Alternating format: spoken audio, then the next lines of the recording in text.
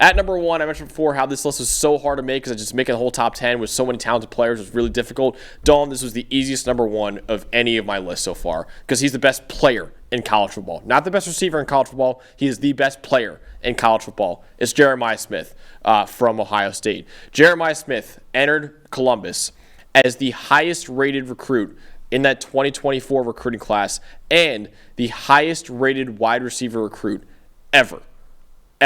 Like since 2000, since recruiting rankings started, there has never been a wide receiver rated this highly coming out of high school. So suffice to say, there were immense expectations surrounding Jeremiah Smith entering his freshman year, and everyone said, okay, they had Marvin Harrison Jr., they had Garrett Wilson, Chris Olave, Jackson Smith, and Jigba, all these superstars, all these first-round picks, and Emeka Egbuka was a first-round pick as well.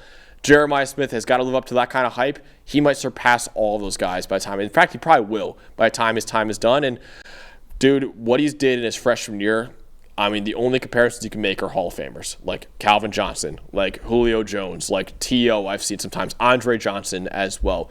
Those are the only comparisons you can make, and Jeremiah Smith is that good in his true freshman year. As a true freshman, Jeremiah Smith was the most valuable receiver in the nation, according to our wins above average metric. 89.8 receiving grade in 2024 was third among all receivers in the country and is more than 4 points higher than any other receiver returning to college football. He led the Power 4 with 15 receiving touchdowns, and he had the second most receiving yards in the Power 4. Who had more? Tedderell McMillan, who was the number 8 overall pick in the 2025 NFL Draft. So Jeremiah Smith had 1,300 receiving yards. Only Tedderell McMillan had more than Jeremiah Smith. Athletic freak, 6'3", 215 pounds, incredibly refined skill set as well for someone who just turned 19 years old in November. He's not, like I said before, not only the best returning receiver in the country, he is the best returning player in the country, and he still has 2 more years of college football as well, Dawn. Just the fact that he had this much hype coming out of high school, and he's already surpassed that kind of hype already. You want to know what's really wild? I'll get into a couple of yardage things real quick, and then and another stat, and then just the alien skill set we know about. We'll get into that. So McMillan had 5 more yards than Smith did. McMillan had 25 more targets. Yeah. So you're talking about, okay, I give him the same target share. We might get it this year. Even Nick Nash, the national leading receiver, 1,382 yards, 71 more than Smith. Nash had 66 more targets than Smith did, and he only had 71 more yards. I mean, this was without question. The rest of this list, I'm sure, was tough. Yes. Right? We the hardest list for almost from top to bottom.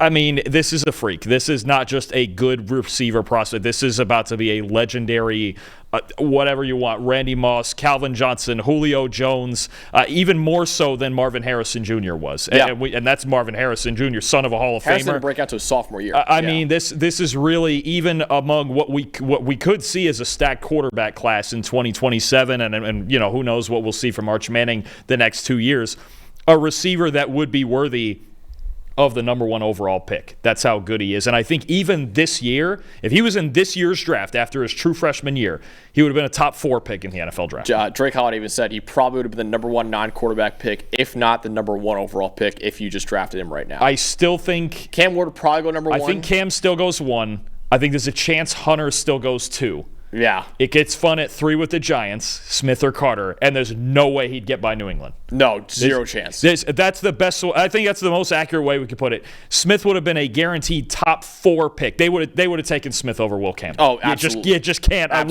We'll figure out pass protection later. Yeah. We have this guy. Just Drake, chuck it up there. But he would have been a top 4 pick in this year's draft after a true freshman season like that. Yeah.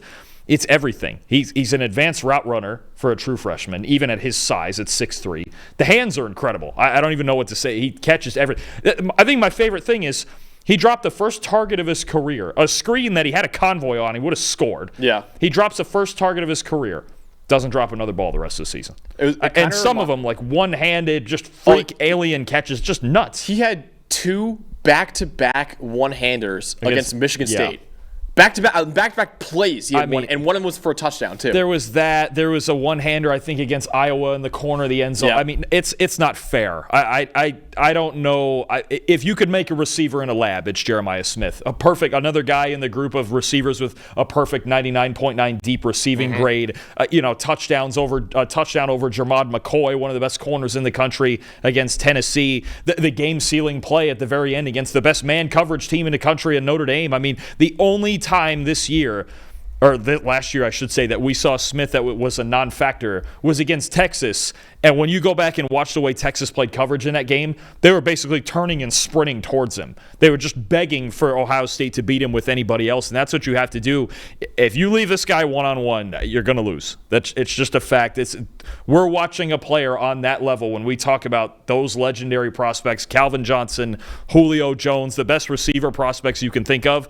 That's the road we're going down with Jeremiah Smith, unquestioned number one receiver, and you mentioned it, probably number one player in the country. I really think he's the number one player in college football, and probably his teammate. And actually, Brunewski in the chat even said the Ohio State has the best offensive and defensive players in college football. Absolutely, I'm in on that. Yeah, Caleb Downs. I'm in. Yeah, absolutely. They have the two best players in college absolutely. football. Listen. Ohio State has a lot of other questions about the rest of the roster, but they have the two best players in the country between Jeremiah Smith and Caleb Downs, who we'll get into in our safeties episode a lot later on this list too. But yeah, Donald.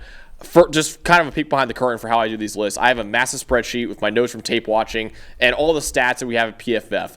And I don't rank guys until I have everyone done with all the stats and all my notes from tape watching as well. Jeremiah Smith, I wrote his name down. I put number one right next to it. I was like, I don't even gotta watch. I just know. And I did watch just for the fun of it. But dude, Jeremiah Smith is just an incredible football player. And not only that, he wasn't only the best receiver in college football, arguably this past year, he was the best true freshman receiver we've ever seen in college football. And there have been some legendary seasons, like Michael Crabtree at Texas Tech had a legendary freshman year there. Jeremiah Smith had the best true freshman year we've ever seen from a wide receiver, and also probably one of the best true freshman years we've ever seen from a player in college football, which is crazy that this guy had so much freaking hype coming out of high school as the number one receiver ever in high school recruiting rankings, and he already lived up to it in his true freshman year. It's nuts what Jeremiah Smith has been so far, and the fact that he still has 2 more years of college football before he can enter the NFL draft is absolutely ludicrous. So he's an incredible talent, man. And like I said before, this was, out of every list I'm going to do and every list we're going to cover on this channel for every position in college football, this was the easiest number one for any list. Hey, thanks for watching another episode of the PFF College Football Show. Please make sure you guys subscribe to the channel. Also, subscribe to PFF Plus at subscribe.pff.com for all of the same data and grades that we use in our show, plus fantasy tools, betting tools, and our mock draft simulator.